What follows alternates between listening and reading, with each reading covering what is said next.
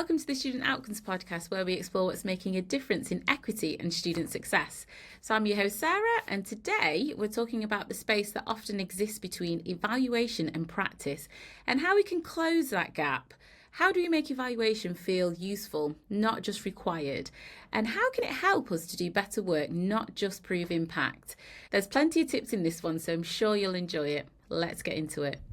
Today I'm joined by Dr. Hannah Merry, who's Head of Higher Horizons Operations, a UniConnect programme, a very passionate leader in the widening participation space, and someone who I'd say who's been quietly transforming evaluation and, how evaluation supports and strengthens practice in the background. So together today, what we'll do is we'll reflect on how we can better connect those delivering the programmes with those who are capturing the impact.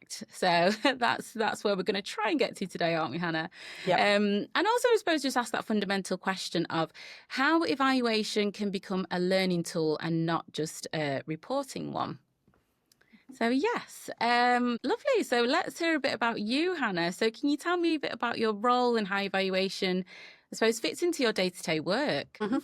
Yeah, sure. So I've been working for High Horizons for the entire time that we've had NCOP, now UniConnect funding, but also predated that a little bit as well. We kind of, I don't know if coalesced is the right word, became the current format of High Horizons during the NNCO programme, which some people will remember, which was a sort of smaller predecessor type programme to UniConnect.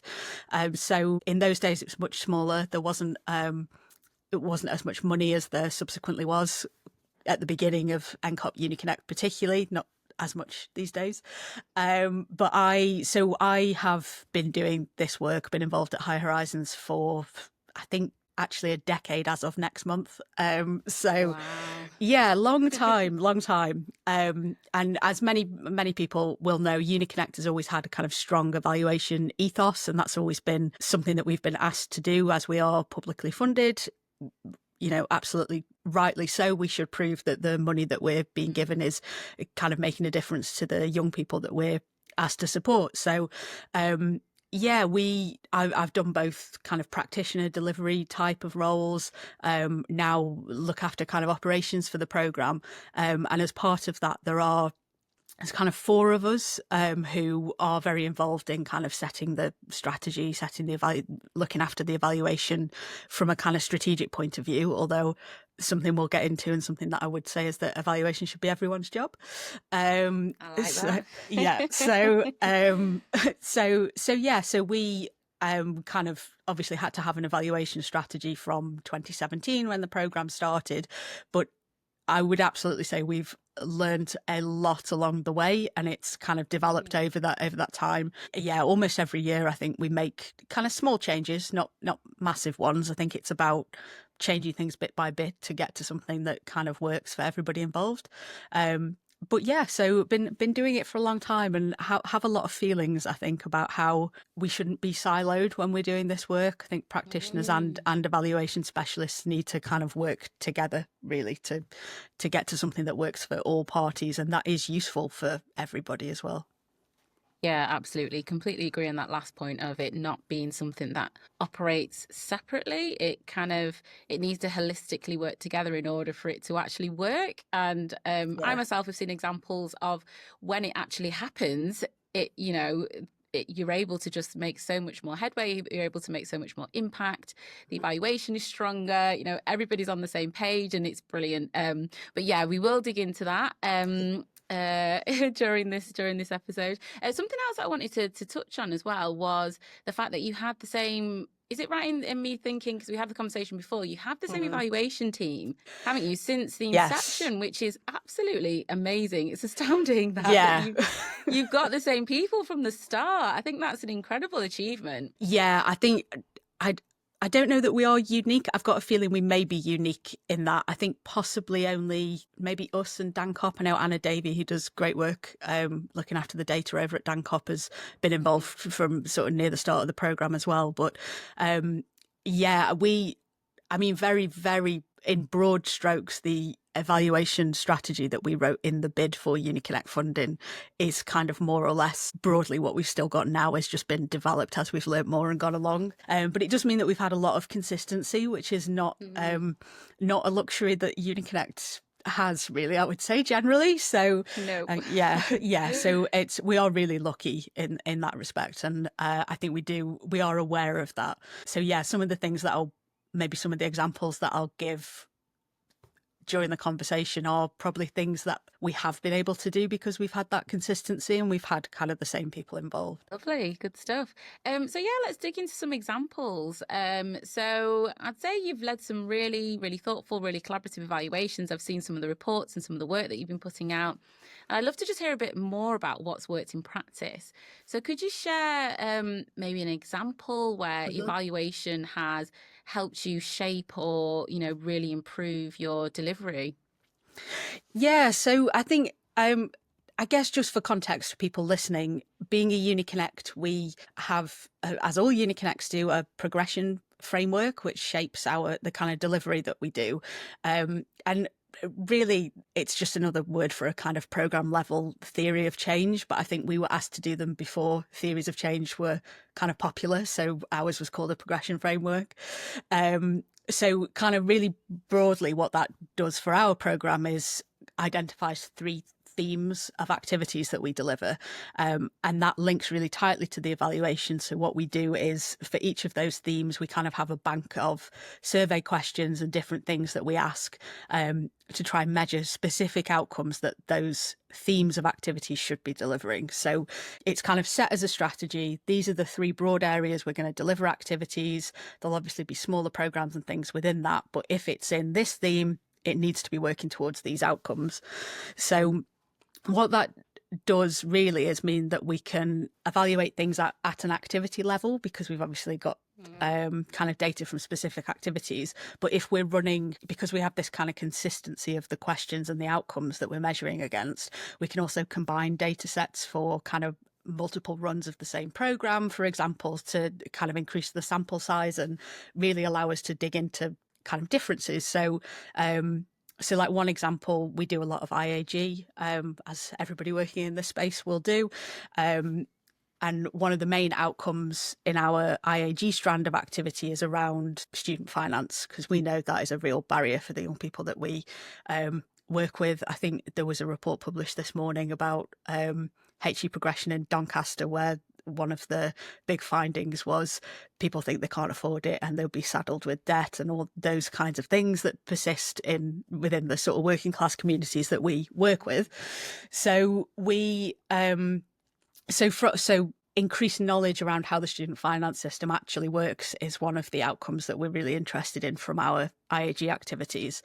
And every single year when we've kind of tested that through evaluation, we normally do pre-post kind of survey design.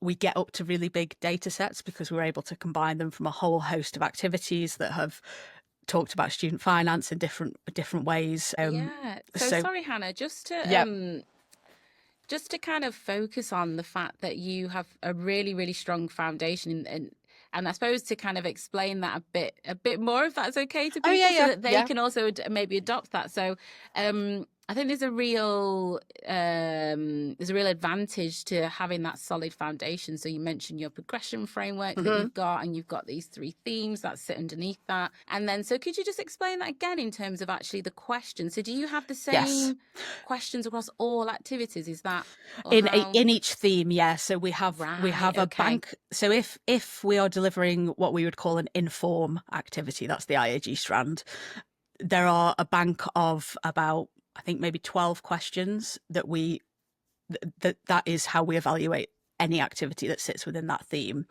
But those questions will be linked to specific outcomes that we're trying to measure. So if we're interested in an outcome of student finance, we'll be particularly interested in maybe the 3 questions that are around student finance rather than all 12 of them, for example.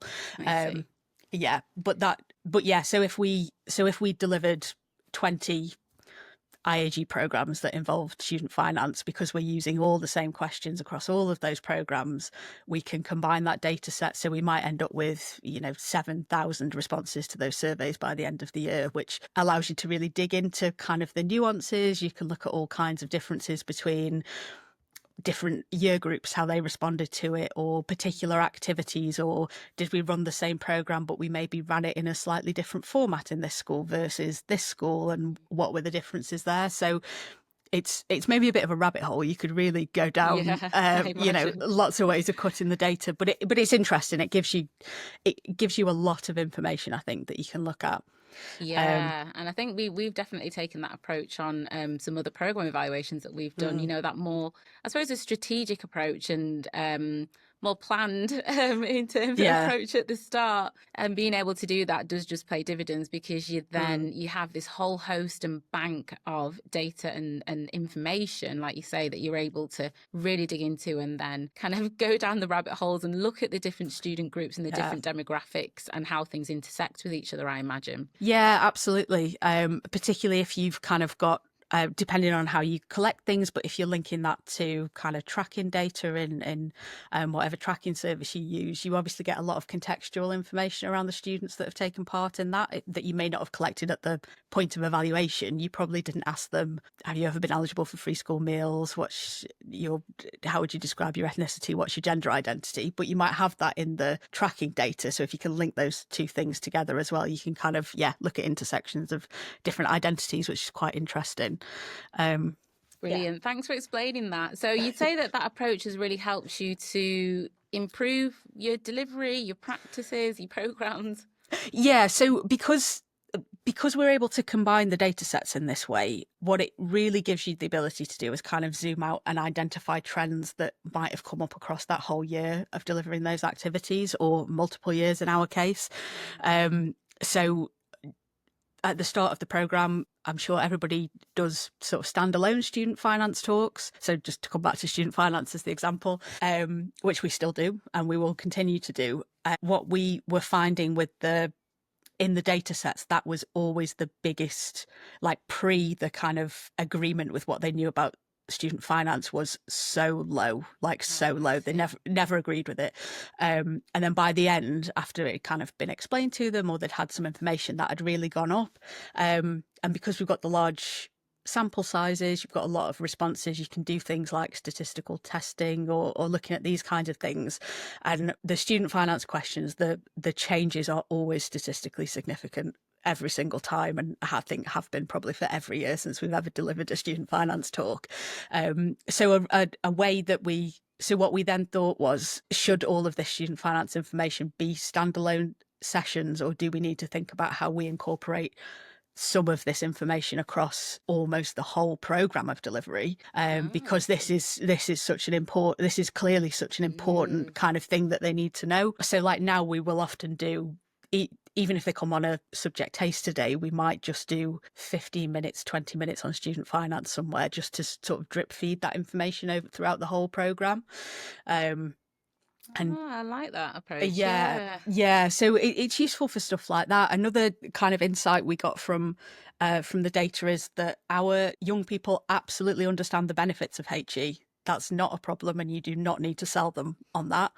They understand about that there are graduate jobs, there are non-graduate jobs. They understand that if you do a degree, you are more likely to be able to access graduate level jobs and those kind of things.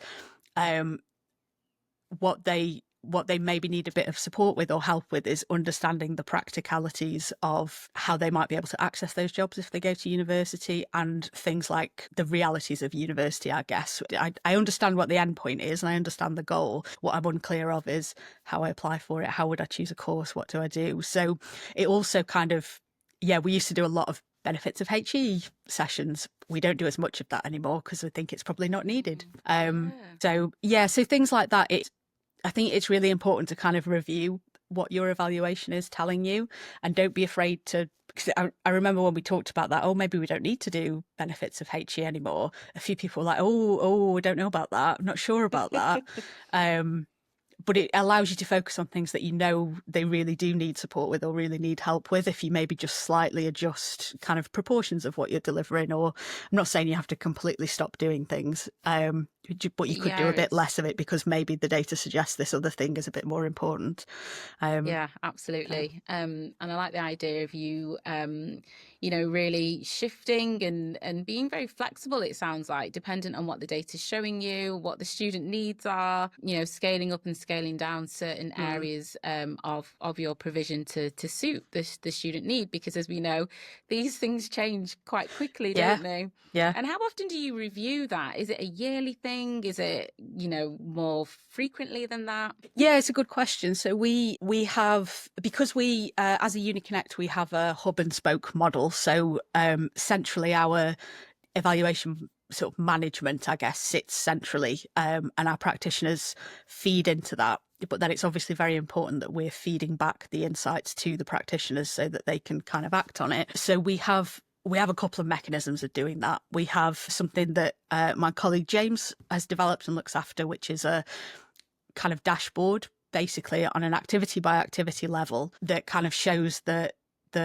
shifts in the standard questions. It's very easy to navigate. So you would just select your activity from a drop down and all the kind of graphs and things update. We are a bit obsessed with Power BI. I say I'm obsessed with Power BI and those sorts of tools It's a good tool, to be fair. to create these sorts of things. So it's really easy quickly for the practitioners to see and be able to kind of sift through their activities and just see, okay, what was the pre-response to this question and the post, and just kind of track that across activities. So we kind of routinely update that for them so that they've always got access to kind of the latest insights from particular activities. We would typically then maybe look at the combined data at the end of the year, do a bit of an end of year review. And if there are particular things that come from that we think should inform the delivery for next year, we then kind of work through that as a team in the summer. We normally have an away day and sort of chat about things we've learned, how we might implement them into delivery next year. So that's a bit more of a kind of strategic oversight of it. Yeah. Yeah. But Yeah. So yeah. Sorry. no, yeah, I like the idea of that direct access of insight and data to the practitioners and, an online dashboard. We've done something similar in the past and it's actually worked really well, just in terms of bridging that gap, which we're going to go on to talk about, between, practitioners' data and evaluation, and giving practitioners that direct access to the data. And it being almost kind of live in a sense, it sounds like. But yeah, that's something that we have done previously. Again, there's a lot of alignment here, and seeing it working really well, and the practitioners actually being really really happy and to receive that information, because it means that it'll improve their practice and how they interact with students. Have you, I suppose, talking about practitioners, have you worked on a project where practitioners have felt empowered, excited to be involved in the evaluation process? Have you got examples of that? Yeah, so we do try, and I think what there's a balance around is, if you employ people to be evaluation specialists, clearly there's an expectation that those people are going to kind of have the methodological background to be able to kind of say, okay, we're going to evaluate things in this way, that way, or the other way. So I think they're probably, and so kind of that on one side, versus you do want the practitioners to be involved, but to kind of what level of freedom kind of non-specialist practitioners, which is not I would include myself in that. When I was in a delivery role, I was not an evaluation specialist. I haven't got a stats background or any research methods background necessarily. So I think there's a part of it that I think is about the evaluation team providing some guardrails for practitioners so that they are able to get involved, feed in their thoughts, their opinions, be able to look at their data and then make their own recommendations, but also being contained within an overall strategy, so that you've still got that ability to kind of step back strategically and look across everything and kind of see how the evaluation fits together. So I think a good example of this that we do is when we think about theories of change for activities. So we have a kind of program level theory of change, and then for we have a lot of projects that we've been delivering for a longer time. So we wouldn't rewrite a theory of change for those projects every single time we deliver an instance of it, for example. But we have a subset of the programme that is more practitioner developed, practitioner led in response to kind of school needs. So for those programmes, we do ask practitioners to write a theory of change for activities that they're developing. But we know, again, a blank slate can be quite scary, asking them just to do that without kind of real support and things in place. So what we have developed is a theory of change template in the same way that everybody else has got a theory of change template, but parts of it are drop-down selections that link to our overall strategy. So when we think about the short-term outcomes, for example, on a theory of change, they are the outcomes that link to our progression framework and our evaluation strategy. So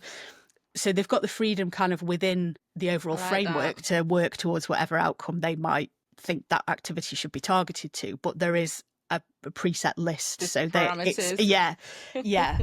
So if you're enjoying this chat, you'll probably enjoy my newsletter. It's full of practical ideas, tips, insights, and conversations about parity in education. I'll link to it in the show notes. So it's things like that, I think, both sides understanding kind of where the expertise is, but also the kind of empowering people to have some freedom, but kind of freedom within, okay, we are doing this in a strategic way, so it kind of needs to align to these principles, but within that, off you go and kind of develop what you want. Oh, amazing. I've not heard that before, in terms of almost having that kind of slightly pre-populated theory of change. And I love that, because I think it strikes a really good balance between, like you say, wanting to get practitioners involved, but also understanding that there's probably some limitations in terms of what you can, and also being realistic about what you're wanting them to do, and those expectations, and like you say, where their strengths are and where the evaluators' strengths are, but almost having a safe parameters of saying, actually, don't worry, we've worked all of this bit out, but within that hit, you've still got the freedom. So, and I think there is often a sense that practitioners and evaluators are working in different worlds slightly. I think it's probably fair to say that, isn't it? And that's not always a bad thing, because I think we all have different jobs, don't we? We all wear different hats, and that's needed. But I suppose it's really thinking about how we can kind of bring those worlds closer together, in a sense. And I like that example that you gave, and I think that's a really good example. But I suppose just thinking back on that, reflecting on that point, why do you think evaluation has historically maybe felt quite separate from delivery, or for practitioners? You mentioned at the start working in silos, and I have seen that. I've seen that quite often in terms of the evaluation almost sitting over here, and then the actual program's here, and then it's kind of like trying to bridge that gap and pull them together. Sometimes it feels quite wide, doesn't it? Yeah, absolutely. I would agree with that totally. I think really stereotypically, I think the sort of people who are driven to become outreach practitioners are probably quite different from the people that are driven to be evaluators. So I think it's really super common that people who've maybe done kind of humanities degrees end up as and I would include myself in that. That's what my degrees are in. You do tend to get people, I think, you don't necessarily always get people who've done like the hard scientists being outreach practitioners, although of course great STEM outreach practitioners exist. But I think there is I don't want to talk about stereotypes, but I can't think of a single person who has ever worked for High Horizons that had a maths or a stats degree, for example, in the kind of practitioner sphere. So, and I think people that have probably got more of a research background or who are interested in evaluation will tend to come from those disciplines that lend themselves to understanding evaluation methodologies and understanding what RCTs are and what all these different sorts of things are. Whereas practitioners are probably driven because they see that they can make a difference to young people's lives and they want to get up in the morning and go off and do that. And I think that's not to say that that practitioners couldn't learn to be statistical analysis if they wanted to be.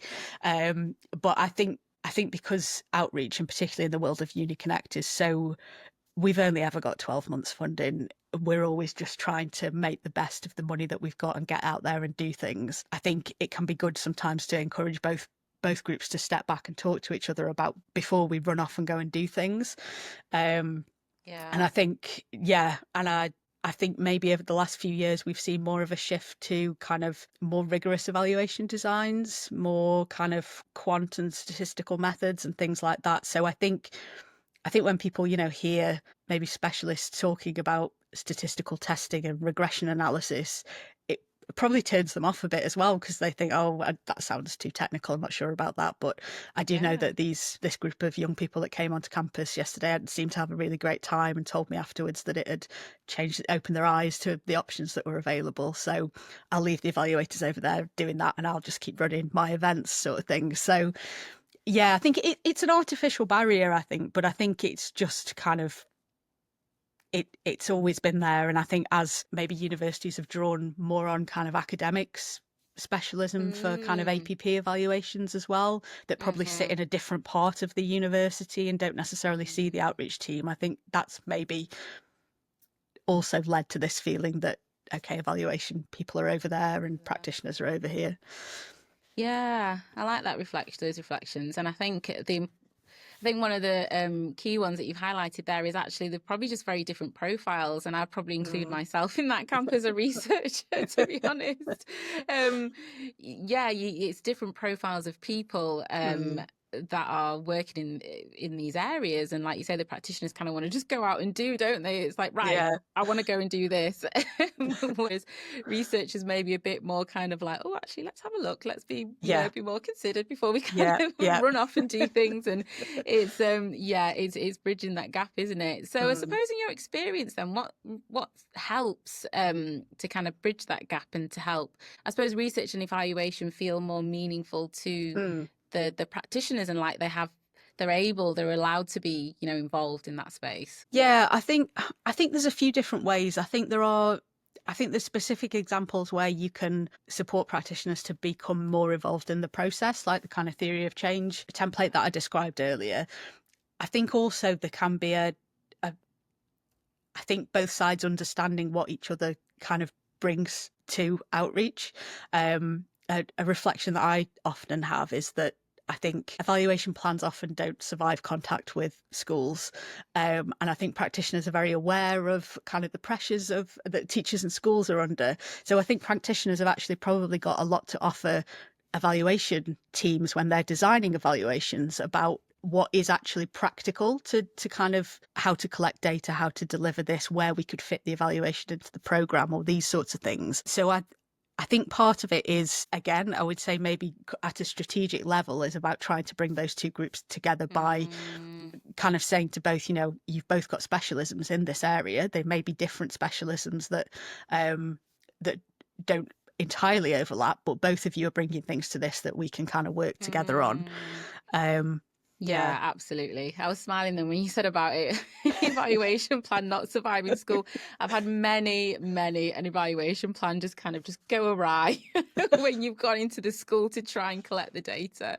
You just have to really kind of think on your feet, don't you? And think, actually, that's just not going to work. Yeah. So yeah, I think that point you make about actually there is a lot that practitioners can bring to evaluation is a really good one, just in terms of the practicalities, the types of things that students might be more or less likely to engage in when it comes to evaluation, when to catch them, when you're actually delivering. Is it better to do it at the start? Is it better to do it at a break? Is it better to do it, all of these things and all these nuances that the practitioners will have and hold in their heads, they'll have that information. Being able to share that will mean just the actual it's the practical implementation of evaluation that sometimes falls down. I suppose that's where the real thinking, like you say, in the strategic thinking comes in, if we're able to come together. And I suppose coming back to your point earlier that you mentioned about, you think it's everybody's responsibility to have that ownership over evaluation. I like that, and I'd just like to dig into that a bit more. What do you think would help people, I suppose, feel more ownership over evaluation? Yeah, I think so. I think realistically, I think practitioners, if they're thinking about evaluation, I think, and I'm not saying High Horizons always gets this right. We've had experiences like this as well. I think practitioners ultimately don't want to feel like evaluation is being done to them, in the sense that they're being asked to go and collect this or do that or change their program slightly because we need to add in time for a focus group or some survey, filling in surveys or whatever it is. And I think the way to get around that is to really kind of understand from the practitioners why the program has been designed in the way that it has, because I think practitioners will have strong feelings about that. They might not have always articulated them necessarily in a theory of change, but they will, they have a lot of experience. They've delivered a lot of activities and programs. They will have a sense of why we should be doing this in the way that we're doing it. So I think if your evaluation team is then going to propose an evaluation design for that activity, I think taking the time at the start to really get the practitioner's perspective and not just assuming, oh, okay, it's 2 campus visits and 3 sessions in school seems to be doing this, so we'll just design the evaluation like this. I think that's a good way from the start to get everybody on the same page. I think also, if you are asking practitioners particularly to do things like that they might think are a bit boring, or that they've got to shoehorn into their timetable, like collect data and things, I think they need to see what comes out of that at the end. So again, something like it doesn't have to be a 30-page report about that activity from the evaluation team, but even if it's just, here's 2 pages of key insights that the evaluation seems to suggest we've kind of gained from what we asked you to collect. So maybe if you're going to run this program again, we can reflect on that together and kind of not redesign the program totally, but there might be a suggestion that this session could be replaced by a slightly different session that might speak a bit more to this, something that was suggested in the evaluation. So I think it's about, I think it's about not just asking practitioners to do things, taking those things off the practitioners and then maybe not giving something back to the practitioners. And I think something that we do as well when we ask practitioners to collect survey data, most often I would say on activities, when they give it back to us, we ask them to fill in a pro forma. It is a third of a page of A4. It's not a big document. It's just details so we know what activity it relates to. But there's 2 kind of key boxes on there, and one which give a space for the practitioners to tell us their reflections on the event as well, which then feeds into the evaluation. So there's usually one that kind of asks for any reflections, if they've got any recommendations, if they were to run that program again, based on that. And then there's also just one around like practicalities, because there's also things like if the fire alarm went off in the middle of your very exciting science session in the fancy lab on campus and the learners weren't actually able to take part in that super cool science session that they should have done, that might impact some of the things in the evaluation. So it's also just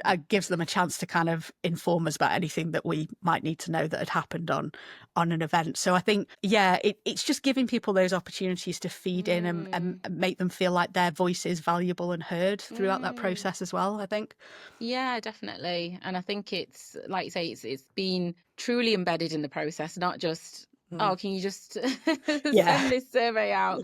You like you say, shoehorn it into, shoehorn it into a session when actually maybe from the practitioner's perspective, that session already sometimes overruns, and then you're asking them to do an extra thing, involving them from the start. And then also that feedback loop. So I think that's probably why, so when we spoke about at the start, having those insight dashboards or feeding back the actual outputs to the practitioners, it feels like they're involved and part of it, and it's not something being done to them, as you said.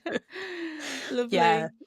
So I think just then reflecting on evaluation and maybe some practical guidance and examples you might have come across. So I suppose we did kind of mention a little bit ago just about evaluation sometimes feeling it can be a bit boring. It can be a little bit dry if you're not, Yeah. if you're not an evaluator, if you're not a researcher, you don't find it as interesting, and that's fine, and that's fair enough. But like we say, when it's done well and you're able to kind of connect it does have, I feel like it can be very empowering, and it can have such a tremendous impact on the evaluation itself. So what have you learned about making it, I suppose, more engaging for different teams as well? So we spoke about practitioners, but I suppose maybe different teams you've worked with. Yeah, so we often, I guess, say similar principles, but we would often try and we'd run some programs that academic staff support us with in our universities as well. So we would often try to share, because that's another thing, academics are so busy giving up the time to come and do outreach sessions and those kinds of things. Same principle, I think. It's about showing them what has kind of come from that, or what, even if it's just the surveys that we've done across this program, it seems to suggest that the young people have learned so much from your sessions on English literature or whatever it was, just so that it's being shared more widely. And I think there's also a piece of work about not necessarily sharing things externally if you don't want to, but sharing them within your institution or your partnership with senior stakeholders in a more kind of, again, they probably won't sit there and read a 30-page report, but they might read a 2-pager about what we've learned from this year's delivery or whatever it might be. And I think there's a thing about, how much detail do those people need? They probably don't need, we wouldn't necessarily give them access to the dashboard. But maybe when we do that more strategic overview of the activity at the end of the year, a short summary of that and what we've kind of learned, or what our recommendations are for next year.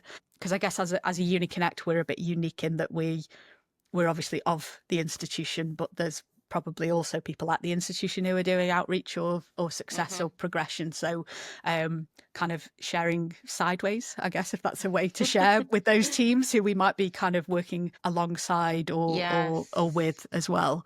So it's thinking about the different stakeholders as well, like you say. I think that's important. Sometimes can be overlooked, and it is important.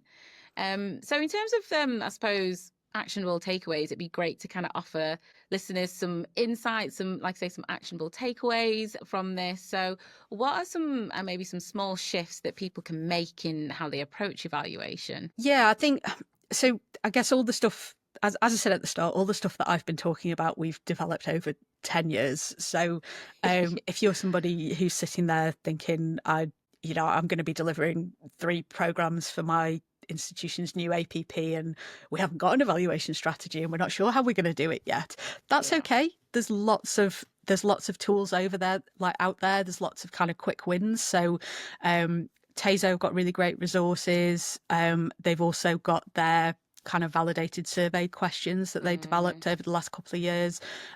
There's other similar sets of survey questions that have been validated, like Matt Horton's TAPE questions. I can't think, what does that stand for? Toolkit for Access and Participation Evaluation, I'm going to guess. Nice. Apologies to Matt if that's not right. Yep. So yeah, if you're kind of starting from a standing start, there's lots of resources and things out there.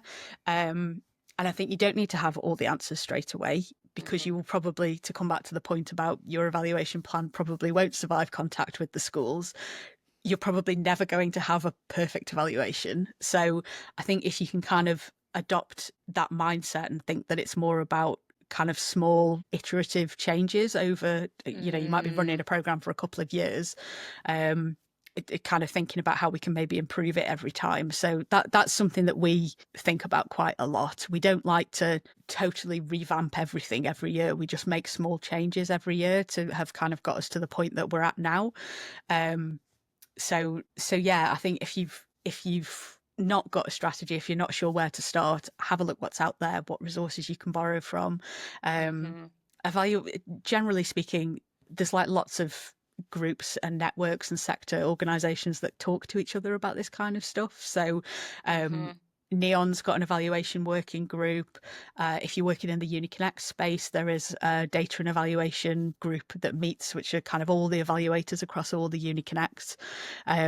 So there will be people around you probably without you having to look too far who can probably give you a bit of advice or help or point you towards things that help them or that kind of thing I as think well. that's a good point, that there are other kind of networks and groups out there. There's also Narupi as well. Yes.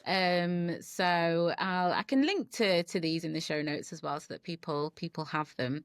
And I suppose in terms of a quick fire kind of wrap up, I've got some quick fire questions here, and then we can maybe do some general reflections. So, one mindset shift that you found powerful?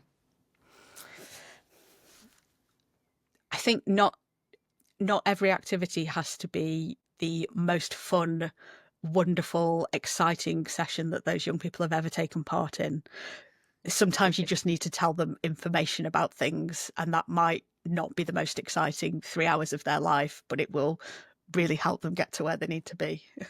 We've got some. We always ask if the young people have enjoyed the session. Some of our IAG programs, which the rest of the survey suggests are the most effective, usually have the lowest kind of. No, not saying it was awful, but it's not like, it was like, it was okay. So finance, for example. yeah. Yeah. I like that one. One small change that can have a big impact. Oh, that's a good question. Standardizing what questions you're asking so you can compare things if you need to. Not everything needs to have a bespoke set of evaluation questions. Yeah, good answer. So keeping it simple in a way. Yeah. It doesn't have to be all this fancy kind of, RCT and causal kind of project. But yeah, keeping it simple. Lovely. And final one, a resource or idea that's really stuck with you. Probably I'm going to say the dashboard for sharing things, because I can't take any credit for it. We did steal that from Dancop. I think they were the first UniConnect to develop the idea of an evaluation dashboard. But it's such a good, easy, quick way to see evaluation changes if you're doing a kind of pre-post design, and really accessible. Mm-hmm. I would absolutely 100% agree with that, Hannah. Well, lovely. I think that's everything for today. I just really wanted to thank you for your time. Thanks for joining me on this deep dive into this topic. And that doesn't always get the spotlight, but I think definitely kind of needs it, because it underpins everything really. And it sounds like you guys have got to a really good, stable place with it, like I say, in terms of conversations that we've had previously, which is why I thought it'd be great to have you on just to share some of those really practical and useful tips. So hopefully that's kind of sparked some ideas for people listening, just in terms of their own practice and what they can do and what they can implement. So yeah, thank you very much, Hannah, for your time. That's all right. Thank you for asking me to be involved. It's been a pleasure. Yeah, fun having a chat about this kind of stuff. So thanks for listening to the Student Outcomes podcast. If you found today's conversation helpful, please share it with a colleague. If it sparks ideas for your own practice, I'd absolutely love to hear from you. So yeah, please share the episode, tag us in your reflections, and let's keep the conversation going. That's all for now.